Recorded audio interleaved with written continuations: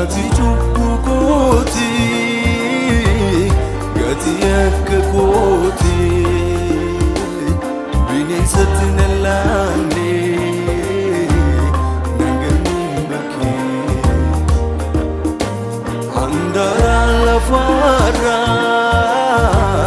na fideen fagoorra si olii na fuutee garbuutiin samii gati chubbu kooti, gati akka kooti,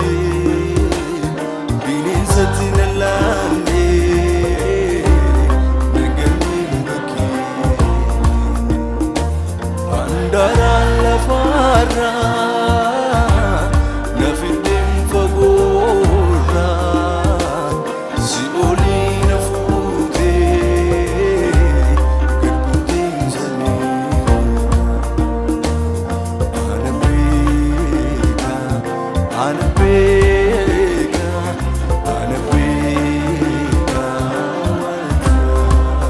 biyya beeka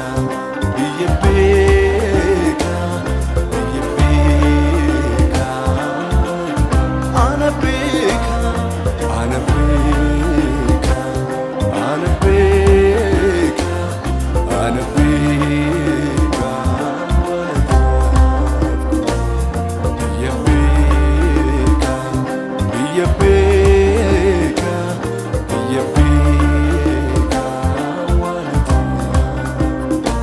gati chubbu kooti, gati akka kooti, bineensatti na laanne naganni bakkee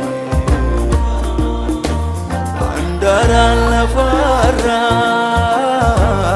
na fideen fagoorra si olii na fuutee garbuutiin samii ana beeka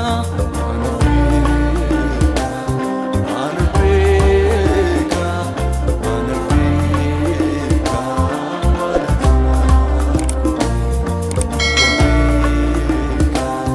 biyya beeka biyya beeka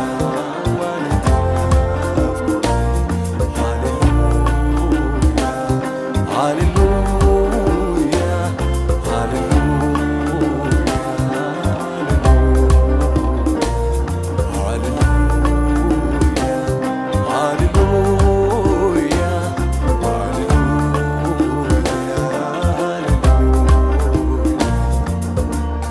ani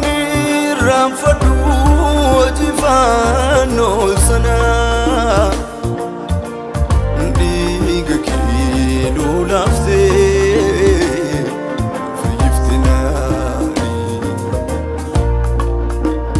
batjir wajda dafka kilo nasa